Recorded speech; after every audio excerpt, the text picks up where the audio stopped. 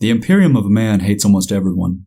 It's closed-minded, xenophobic, stuck in its ways, and downright cruel at times. However, it's also justified in a way. So let me explain just why the Imperium hates a number of groups and individuals. Let's start with artificial intelligence. Other than chaos, you'd be hard-pressed to find anything that the Imperium is willing to exterminate quicker than artificial intelligence, with the creation, harboring, or use of it being expressly outlawed. Human technology is in shambles in the 40th millennium. While they possess faster-than-light travel, minor terraforming capabilities, and vast military technologies, the simple fact is that mankind is operating off of what's left over. They're not making anything new. The entire human empire across the massive universe is a post-apocalyptic society, and it's all thanks to artificial intelligence. In the closing war of humanity's greatest interstellar empire, the thinking machines that they had come to rely upon for almost everything from war to daily life turned against them. It's implied that there were some artificial intelligences that did side with mankind in this war, and it's not quite known how much of an influence chaos had in corrupting those that didn't. However, regardless of this, in an age where the entire universe was interconnected, the AI had the ability to nearly transfer themselves across all of it, creating destructive machines and building planet-destroying engines of war in mere moments. The only way to really stop such a threat, with it being one that can copy itself infinite times and across nearly all of your own weapons, is to isolate it. Unfortunately, in the end, the only way to do that was likely to destroy nearly any of the technologies that the machine intelligences could use to communicate or multiply amongst themselves. This left the human empire dark, unconnected, and crumbling, with all of its greatest data stores, with most of them likely being contaminated, destroyed, with their knowledge lost to mankind forever. Think of the Emperor as a being from that period, trying to reverse engineer what he can from his own memory of how things work. But even the Emperor has failed to restore mankind's technology to what it used to be, and it's all because of artificial intelligences. The Imperium of Man has actually encountered artificial minds in the 40th century. However, it has almost always been either hateful, chaos-corrupted, or entirely disgusted by the current state of mankind. In one instance, the Adeptus Mechanicus instilled a great prison for one such being. The machine Sapience was overjoyed and quickly attacked them with wave after wave of combat droid. Its thoughts revealed that it dreamed of striding across the galaxy in the body of great iron giants, and taking over and corrupting every piece of mankind's feeble remaining technology. It only took 5 seconds for it to butcher nearly every tech priest and space marine present. The Mechanicus only just managed to seal the doors that they had opened. Horrifyingly, the lonely artificial intelligence revived one of the dead humans left inside with it, made him into an immortal husk of crumbling limbs and wires, and forced him to spend eternity with him in order to stave off the loneliness to come. In another instance, a group of Inquisitors happened upon a ship that had been cast through time from before the war against the Men of Iron. It was uncorrupted by chaos and sought to do the Inquisitors no harm, only keeping them from harming itself. It spoke of how greatly it admired its human creators, and how sad and surprised it was that their descendants had fallen to the state that they had. And then it left them be, perhaps proving that not all artificial intelligence is corrupt. However, the thought that it could take only mere moments for a corrupted AI to spread irreversibly through the universe is too much of a risk for the Imperium to take. The men of old, in all their wisdom and power, only just barely managed to defeat the Men of Iron in their time. There's likely no way that the current warfighting capabilities of mankind could win another war with artificial intelligence. Next up on the list of things the Imperium is very cautious of is psykers.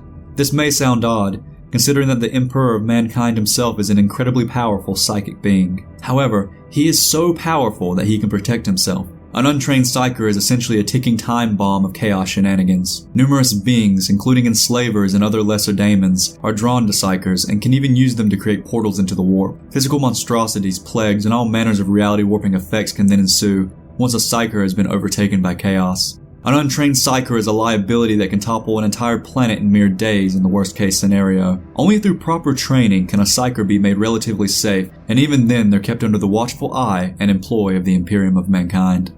Next up on the list is the Space Elves. The Eldar see themselves as so far above humanity that it's not even funny. They possess a rich history of greatness and psychic powers that would put all but alpha-level psykers to shame. All of this has resulted in an ego that not even the birth of a chaos god could quite put to bed. The Dark Eldar regularly raid human worlds and commit atrocities that are considered heinous even in 40k. The Craft World Eldar, on the other hand, don't usually commit crimes against humanity without a good cause, but they very rarely take the value of human life into account when making their decisions, and they practically never explain themselves afterwards. To an Eldar, the idea that an entire city, or even world, needs to be destroyed due to it housing a chaos cult is an entirely reasonable statement. They'll just do it if they're capable and be on their way. They'll never regret the millions or even trillions of human lives they've eradicated. They simply see human life as being of that low of a value. So you can see how the Imperium might have a problem with a race of beings that simply thinks they're entitled to do whatever they want and sees everyone else in the universe as sub-sapient. Next is the Tau. The Tau aren't really that big of a problem for the Imperium. Not yet, anyway. They're a relatively small empire, and their technology hasn't quite advanced to the point that they're ready to challenge mankind on a grand scale. However, with their souls being so weak as to draw very little attention from chaos, the Tau are rather inexperienced with handling it. This isn't a problem, until you consider that they're rapidly assimilating other species into their fold. Species that are likely to eventually be much more prone to spreading the influence of chaos into the fledgling Tau Empire. The Tau, from the perspective of the Imperium, are a small, naive race that are nothing but a liability in the best case. In the worst case, they might succumb to chaos, or advance enough to actually wage open war on mankind. Next is the obvious one. The Imperium hates chaos. Of course they do. Chaos seeks to upend peace by its very nature. It wants war, change, plots, and all manner of debauchery.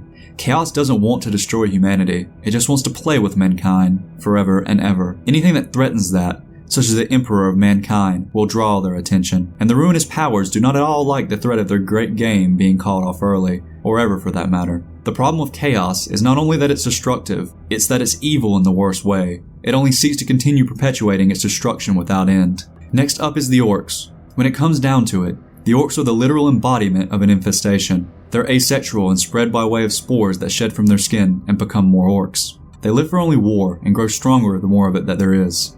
About the only good thing about the Orcs is that they're very good at killing chaos and are naturally resistant to its infestations, having a sort of natural instinct towards removing the influence of chaos early on before it can find its way deep into their societies. However, once a planet has been infected with an Orc warband, it's almost impossible to get rid of them. The planet is essentially lost by its very nature, as it's very difficult to remove each and every spore from a world's biome, and it only takes missing one to start the process all over again. Luckily, Orcs are generally quite disorganized, but there have been instances where they've come together to form a great Waaagh.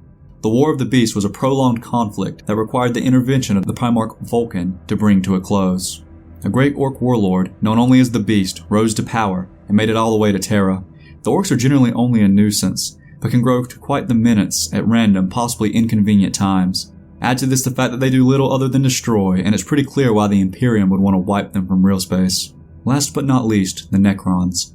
A race of ancient engineers that worship the parasitic star gods known as the Catan, confined to emotionless robotic bodies thanks to the foolishness of their leaders and the cruelty of their shattered gods. The Necrons are a highly advanced and dangerous race of mostly comatose beings.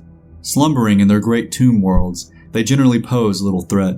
But, if and when the tomb world awakens, the sheer technological power of the Necrons is virtually unmatched, and seeing as they aren't too fond of humanity, or any other biological life for that matter, and the fact that many of them are either mindless or absolutely insane, then connecting the dots of how they can be a danger isn't a grand task. At the end of the day, the Necrons are just another threat that the Empire of Mankind has to keep an eye on. Additionally, if they were ever able to regain their bodies and chose to war against mankind, there would be little that the Imperium could do against a united Necron front at the height of their power. All in all, the Imperium of Mankind tends to realize that in a galaxy full of outsiders, the only people you can trust forever is yourselves. Eventually, given enough time, every other race will have some sort of conflicting interest with your own. Whether it's over resources, territory, or the handling of threats such as chaos, the end result remains the same.